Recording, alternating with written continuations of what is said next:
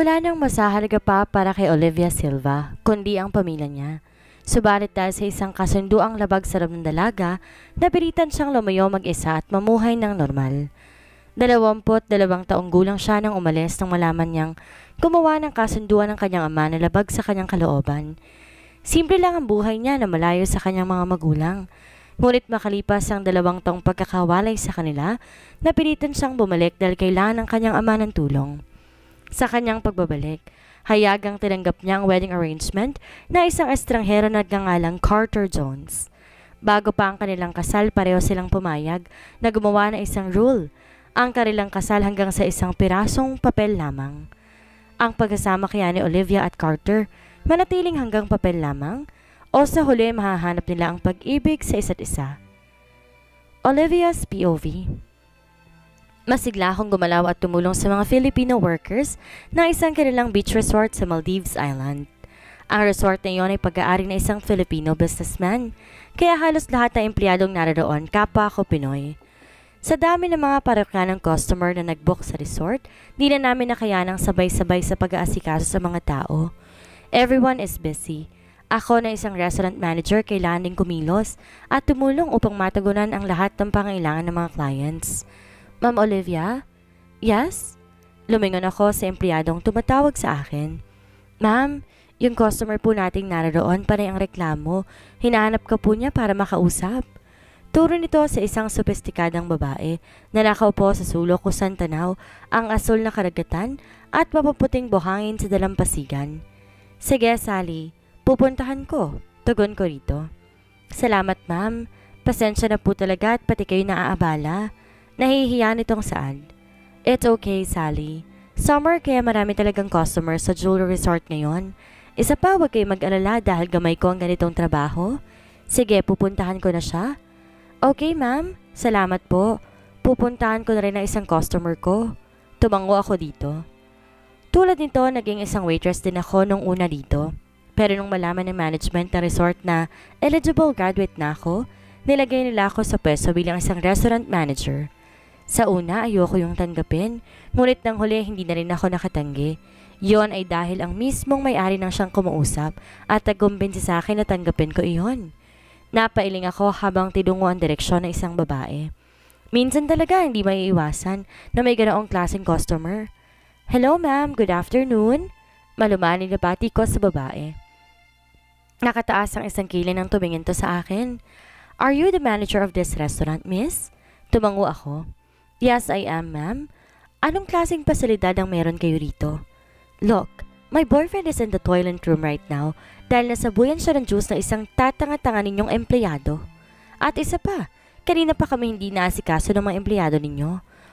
Oh, I am very sorry, ma'am. Busy ho kasi ang lahat. Pasensya na dahil ang dami niyo ho kasing customer. Ang nandito ngayon kaya hindi ho agad kayo naasikaso sa isang mga empleyado namin dito.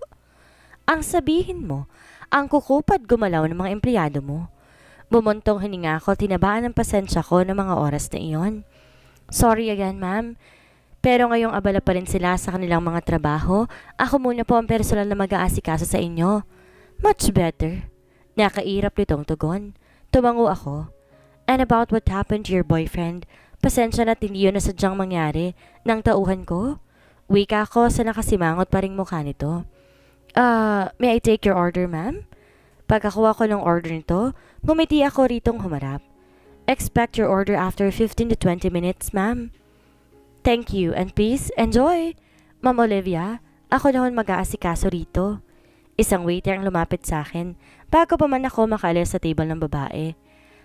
Sige, here is her order. Serve it after 15 to 20 minutes, and also, kindly serve her 2 special buko drinks as freebies. Ngayon mo na i-serve. Utos ko rito. Okay, ma'am. Tugon ito at saka umalis sa harapan ko. Lumingon ako sa babae at saka tumungo. Napabuntong hininga ako na magsimula na akong lumayo sa kinaroroonan nito. Minsan talaga, ang aarte ng mga customer. But well, the customer is always right. Kaya dapat lang nahabaan pa namin ang pasensya namin sa mga masusungit na customer. Lumiko ako patungo sa direksyon ng kitchen. Ngunit sa pagliko ko hindi ko namalayan, may isang bulto rin pala ang sasalubong sa akin. Hey! Bago pa ako mabuwal, agaran na nitong naalalay ng aking balingkinitang katawan. Oh, I am so sorry. Nasambit ko habang nakatukod ang dalawang palad ko sa malapad na dibdib ng lalaking nakabungguan ko. Pag-angat ng paningin ko, biglang napaawang ang bibig ko. Are you okay, miss? Ha? Ipinilig kong bigla ang ulo ko at napakurap habang kumakawala sa pagkakaalalay ng dalawang braso nito sa bewang ko. Yes, I'm okay. How about you, sir? Don't worry about me, miss. Okay lang ako. Sabi nitong nakatitig sa aking mga mata. Nakakaramdam ako ng hiya sa nangyari. Ang ginawa ko, ngumiti na lang ng bahagya dito. Sorry again, sir. It's okay. I'll go ahead. Tumango ako rito at wala nang nasabi pa. Tinanaw ko ang paglalakad nito hanggang lumapit to sa mesa ng isang babae na kanina lang kausap ko. Oh, he is her boyfriend. I see. Pero sayang naman. Bakit napunta siya sa isang babaeng mataray? Hindi sila bagay. Promise. Sambit ng isip ko. Pero na-realize ko, masyado akong judgmental dun sa babae. Why do I care? Bahala siya kung naman ang mamahalin niya. Basta ako, kontento ko kay Tamaro ko. Tamaro is one of my family suitor. Napakatsaga nitong maniligaw since 1 year. Nakilala ko to sa Maldives nung bago pa lang ako sa trabaho ko. He is one of the executive hotel managers of one of the resorts in Maldives. Tumagal ng 1 taon ang panliligaw nito sa akin dahil nung una wala talaga akong nararamdaman para dito. And of course, I know that my dad will be against him. Ngunit di ko rin inisip dahil unti-unti na akong na-develop dito at ngayon nga, napagdesisyonan kong tanggapin ang panliligaw nito sa akin. Tamaro is a sweet, caring and decent guy. Idagdag pa na may itsura din to. All-in-one package for a woman who has high standards. Inalis ko muna sa utak kong ibang isipin nang pagpasok ko sa kitchen. Kitang-kita ko agad sa bawat kilos ng mga cook ang mabilisang galaw. Tumungo ako sa order slip at ang dami namang naka-line up na lulutuin. Hello everyone, kaya pa ba? Nagsitinginan sa akin ang lahat na nasa kusina. Ngunit di ang mga ito, tumugon ng kayang-kaya. Ma'am Olivia, mag-aamoy uso ka rito. Wika ng head cook na lumapit sa amin. Okay lang kuya, walang problema kahit mag-amoy ulam ako. Nakakatawa at nakikindat kong tugon dito. Yan ang gusto ko sa iyo mami. Hindi ka maarte. Di katulad nung sinundan mong manager, naku. Halos hindi pumapasok dito sa loob ng kitchen. Asos, Kuya Edwin, binola mo na naman ako niyan. Wika ko habang kumuha na isang garlic bread at gumuya. Gutom, ma'am? Nagutom ako sa sobrang dami ng tao sa labas. All of our tables are occupied, kaya ang lahat natatalanta sa pag-aasikaso sa kanila. Oh, nga ma'am, masarap to. Wow, shrimp! Nanlaki ang mga mata ko sa umanga. Tinanggap ang humahalimuyak na butter shrimp na isinusubo nito sa akin. Ang sarap! The best ka talaga. At ang tea mo, Kuya Ed? Ngumiti ito sa akin. O tissue, punasan mong gilid ng labi mo.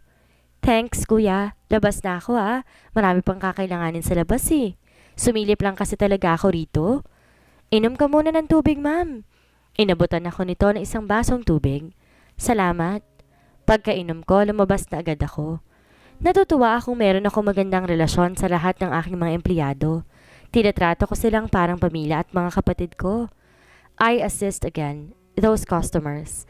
Hanggang dumako ang mga mata ko sa table ng babaeng mataray, kasamang boyfriend itong nakabungguan ko.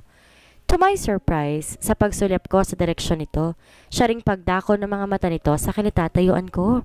Oh shit! Bakit ba kasi sa kanya dumako ang mga mata ko?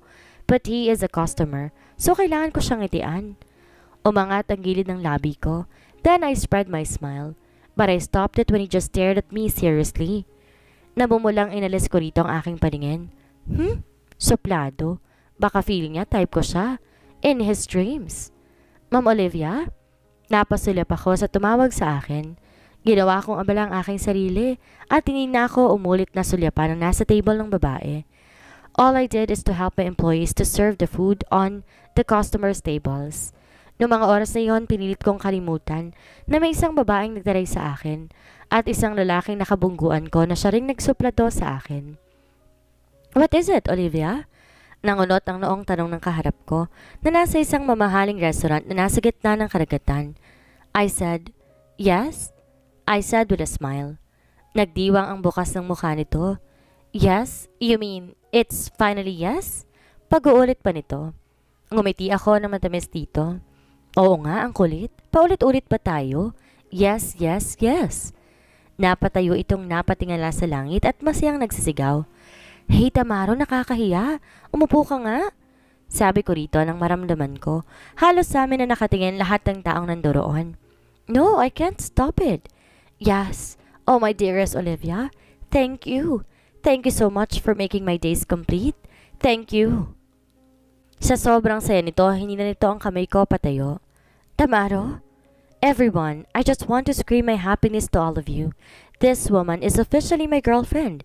Finally, she's mine starting tonight. Unti-unting may nagpapapalakpak hanggang sa dumami iyon. Ang iba humiyaw pa ng pagbati sa aming dalawa. Maya-maya rin hindi na ako na itong paupo. Enough. Please enough, Tamaro. Nahihiya ako. You know me, I don't want public display. Sambit ko. Sorry, I was just carried away. Tumango lang ako rito at saka naupo na rin. Come on, let's eat. Pag-aaya ko rito. Sure, sure. Inayaan ko tong lagyan ako ng pagkain sa aking pinggan. Di naman kasi tumaawat kahit pigilan ko pa to eh. I only did this to put a wine on our goblet. Kumain kaming masagana. He is not my first boyfriend but I feel so awkward at that time. Ewan ko kung bakit. Hindi lang ata ako sanay na isipin na simula sa gabing yon, kasintahan ko na to. I am sure that I want to accept his love, but my heart, I don't think so. Natapos ng gabing masaya ko inihatid ni Tamaro sa apartment ko. I did not invite him inside for coffee. Pagod kasi ako at alam kong maaga pa ang pasok nito bukas. Sa trabaho? Well, good night, I said as he stopped his car. Pinatay nitong makina, tsaka nakangiting humarap sa akin. Pinalaob niya sa dalawang palad ang mukha ko. I still can't believe it, Olivia. After a year, finally, am I dreaming? Umiling ako rito at bahagyang ngumiti. Oh, this will be a special day of my life. Thank you, I love you. Wika nito at ramdam ko. Totoo ang bawat pagbigkas nito ng katagang iyon. I am sorry if I will make for you for so long. No, don't say that. Of course, I'm willing to wait at di naman dapat minamadali ang lahat. I am so happy that you finally give me a chance to be your man. And I hope to be your man in the future. Naparinok ako sa sinabi niyang iyon. May nararamdaman ako para dito. But if kasal na ang pag-uusapan, no, I am not ready for it. Yes, nakikita ko na siyang gusto kong maging kabiyak. Sa hinaharap, pero hindi agad ngayon. Let us not hurry about it, Tamaro.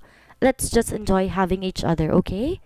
Sabi kong nakatitig din sa mga mata nito. His eyes show sadness. Ngunit tinubuan agad to ng ngiti.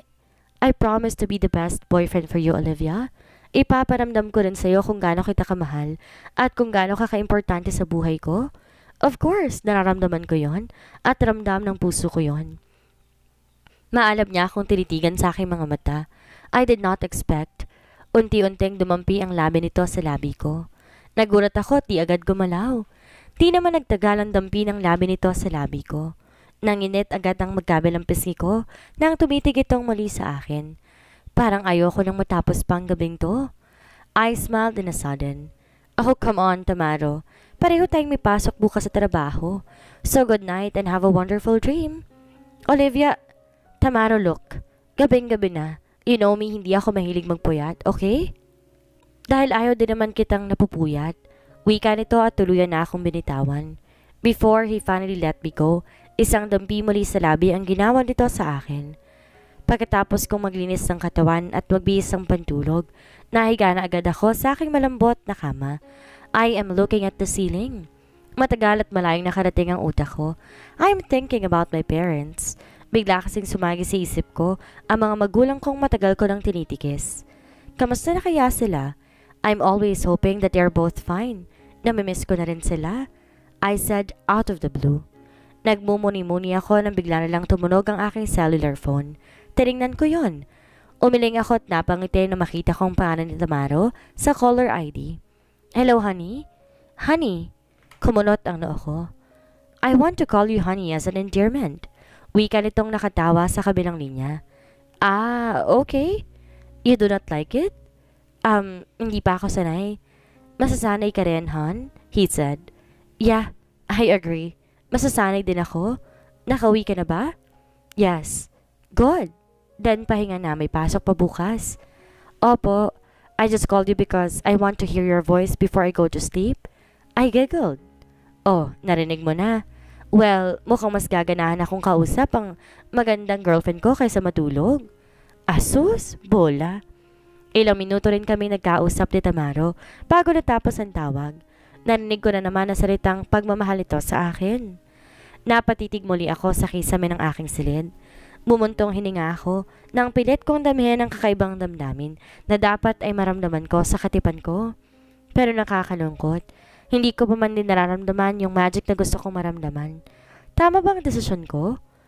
Hay, baka naman mas matutunan ko pa siyang mahalin. Yes, we are just starting, kaya on the process pa rin ang nararamdaman ko para dito. Pumikit ako sabay ng hungkag na nararamdaman ko sa mga sandaling iyon, hanggang tumungong muli ang gunit ako sa mga magulang ko na 2 taon ko nang di nakikita at nakakasama. I miss you, Mommy and Daddy. I hope you two are always fine. Promise to visit you one of these days. Bulong ko habang nakapikit. Inaalala ang masayang sandali kasama ko kasama ko pa ang mga ito. Bumangon akong may ngiti sa aking labi. I can't believe. After 2 years na panaginipan kong aking mga magulang, we are so much happy in my dreams. I am eager to call them. Kahit si Mommy man lang o ang isa sa matalik kong kaibigan na nasa Pilipinas. Why not? Ano namang problema kung makibalita ako sa kanila? Yes, I should call Becca. It's been a while since we talked. Wika ko sa aking sarili. Bago ko pa na-dial ang numerong tatawagan ko, may nauna nang tumawag sa akin. Ngumiti ako nung si Becca mismong tumatawag sa akin. Hello Becca, how are you? Tatawagan na sana kita pero naunahan mo ko. Olivia? Yes? Nandito ako sa ospital ngayon. Ano nangyari sa'yo? Are you fine? Yes, I'm fine but nangunot ang noo ko. But what? Anong ginagawa mo dyan sa ospital? Your mom. Bigla akong kinutuban. Si mommy? Anong? Becca, sinong mommy? Tinawagan kasi ako ni Tita Belen kanina. And? Di ko mapigilang kabahan kaya't napalakas ang boses ko. What happened to my mom, Becca? Isang impet na hikbi ang narinig ko mula dito. Shit, Becca! Ano nangyari kay mommy?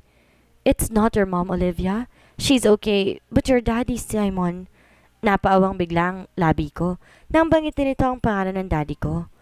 Ano nangyari kay daddy? He is in critical condition right now. Pasensya ka na, ha? Kung napatawag ako sa'yo.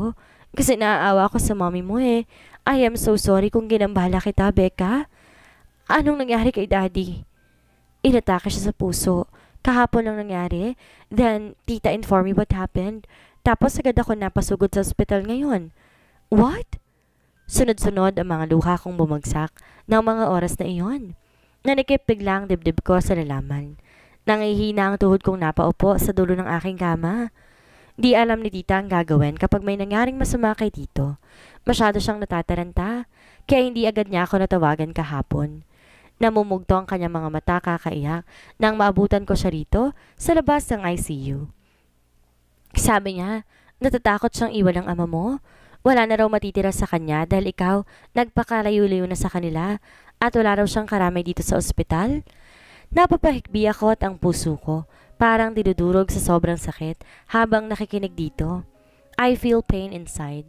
Iniisip ko palang kalagayan ni mommy na walang karamay sa ospital. Kung saan naroon si daddy, mas lalo na akong nasasaktan. Nagmakaawa si tita na sana ipaalam ko sa iyo ang kalagayan ng daddy mo ngayon. Tita, ano hong nangyayari sa loob? Nagkamali na ba si tito? Napatayo akong bigla. Pinalalabas nila ako. Isang umiiyak ang narinig kong sumagot, and I am sure that it is my mother. It is her soft voice. Mommy? I cried. Awang-awa ako sa bawat tikbi nitong naririnig ko. The doctors are trying to save his life. I don't want him to go. Hindi pa umuwi ang Olivia namin. Hindi pa niya nakikita ang anak namin. Nababahala ako sa narinig ko mula sa kabilang linya. I feel afraid. No, he won't leave. Hindi mangyayari yan, Mommy. Mommy! Mas nagtatangis ang loob ko. Becca, give your phone to mom. Kakausapin kong mommy ko. Tita, calm down, please. Calm down. Hindi mangyayari yon. Uuwi pa si Olivia. Yayakapin pa niya sa tito. Here is the phone. It's Olivia. Please, tita. Lakasan mo ko ang loob mo. Olivia will be coming home soon. Anak? Umiiyak nitong salita sa kabilang linya. Mommy, I'm so sorry. Uuwi na ako. Uuwi na ho ako ngayon din. Please let Daddy be alive. Mommy, maglalaro pa kami ni Daddy ng chessboard. Anak, Olivia, please uwi ka na. Hindi ko kaya mag-isa habang nintay na maging okay ng Daddy mo. Please, kailangan kita dito sa tabi ko, anak. Kailangan ka namin ng Daddy mo. Hagulhol na pagmamakaawa ni Mommy na siyang lalong nagpahapde sa dibdib ko. Wait for me, Mom. I'll be coming. Home as soon as possible. Olivia, ang Daddy mo. Ang Daddy mo. Patuloy na iyak ni Mommy. Mom, please calm down. Promise dadamayan kita dyan. Pareho nating babantayan si Daddy. Nang namatay na ang tawag, agad akong tumawag sa kakilala kong may alam na travel agency. Nagpabook agad ako ng ticket pauwi ng Pilipinas.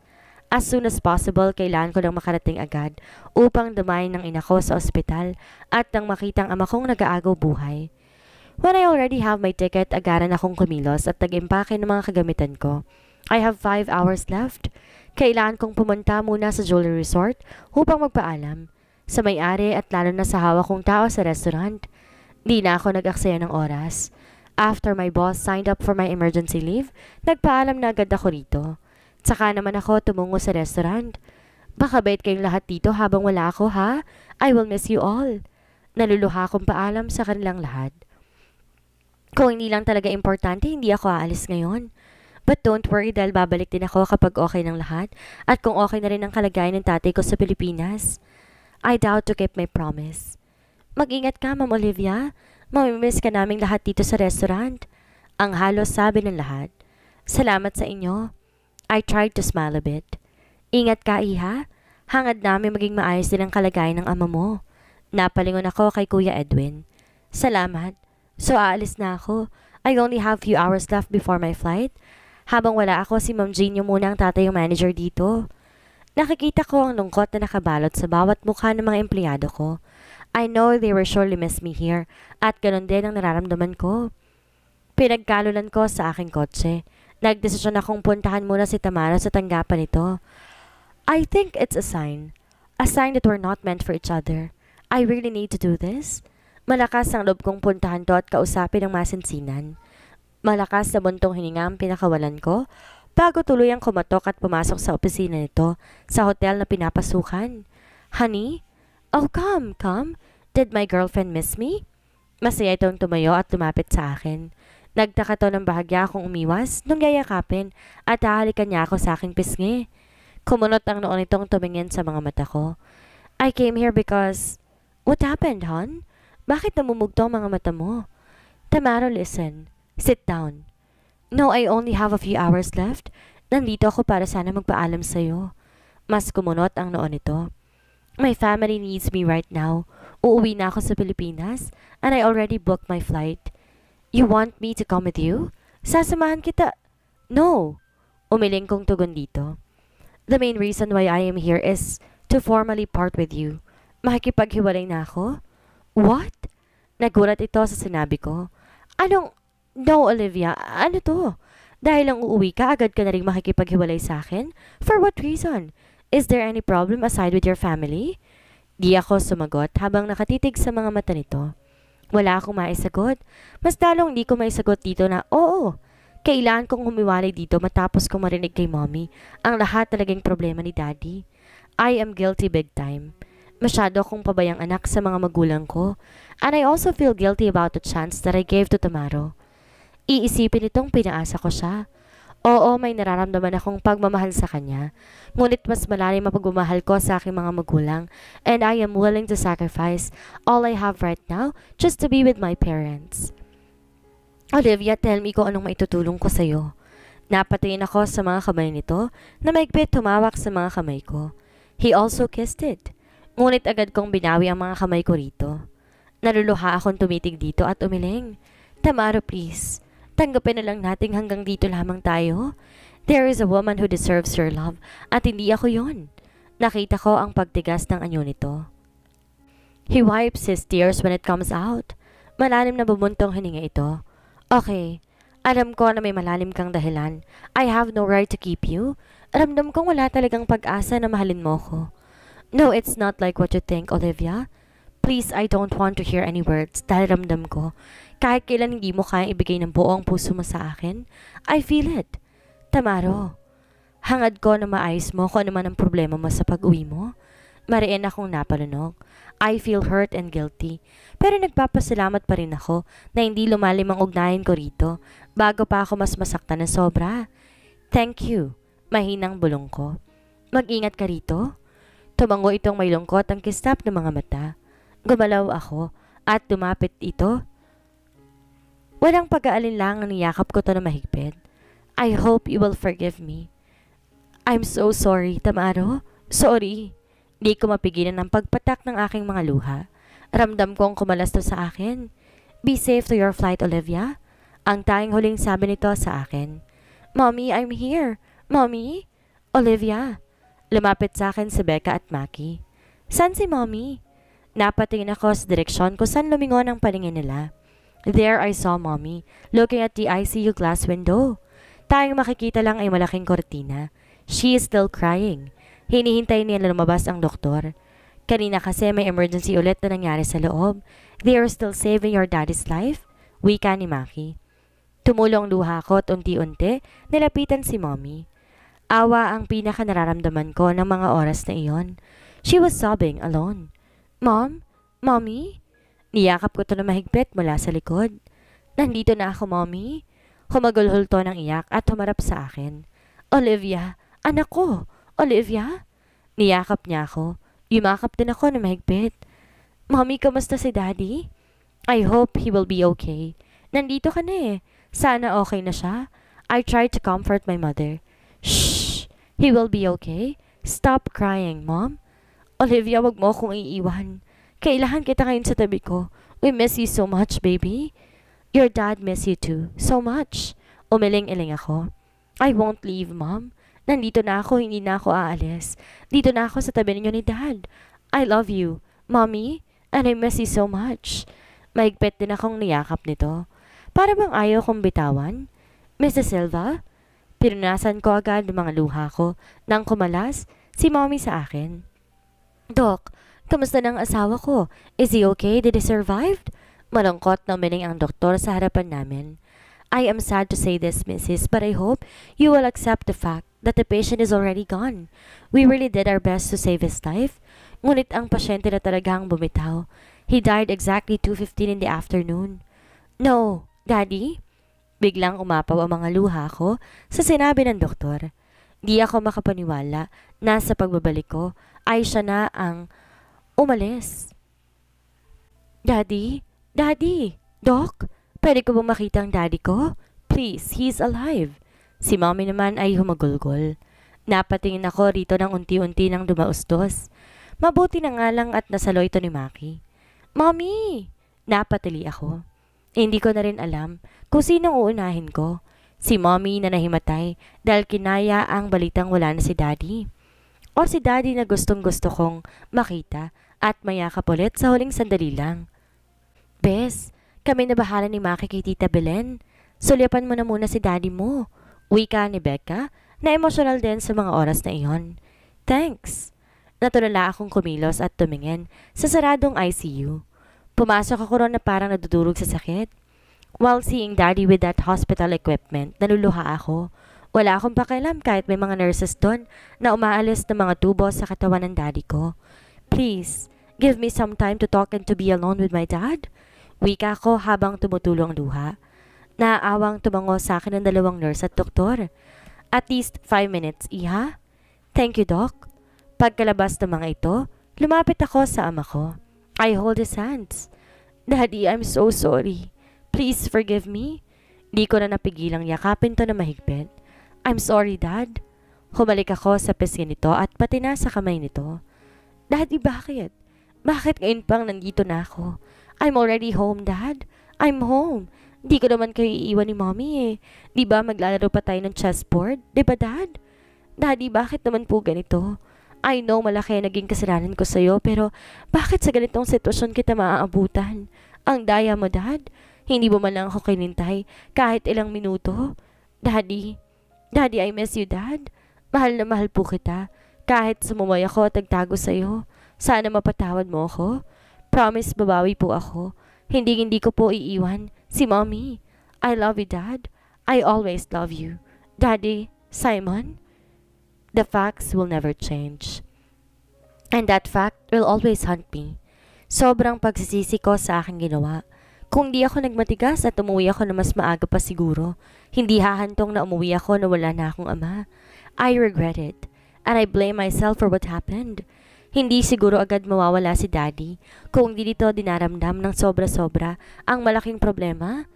I feel useless at napakawala akong kwentang anak na kayang tikisin ang sariling pamilya. Kayang hayaan ng mga magulang sa papalabog ng mga ito. Sobrang sisi ang nararamdaman ko sa nangyari. I blame myself for being selfish. Olivia?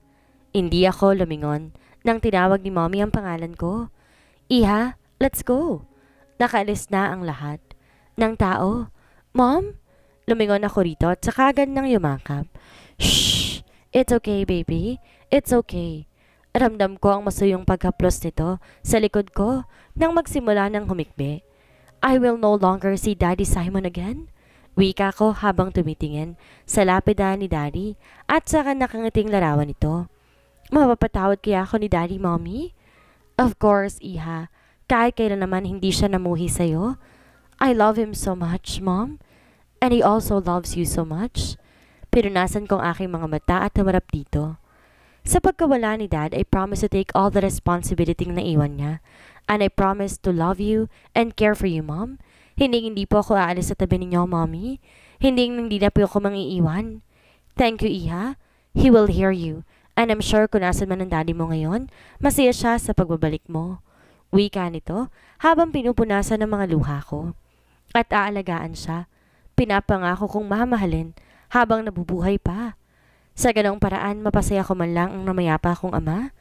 Tama ang sinabi ng mga kasabihan. Habang nabubuhay ang iyong mga magulang, alagaan mo sila. Pahalagan mo sila. Iparamdam mo rin ang iyong pagmamahal sa kanila habang nariyan sila sa kanilang pisikal na anyo. Hindi mo alam kung kailan mo sila papalamutihan sa isang photo frame na lang. Ngayong wala na ang ama ni Olivia, ano ang gagawin niya para makabawi sa namayapa niyang ama? Ituloy na kaya niyang kasundo ang dati niyang tinakasan? Anong buhay naman kayang naghihintay sa kanya sa lalaking wala namang pagmamahal sa kanya? Yan ang ating aalamin sa susunod nating kabanata.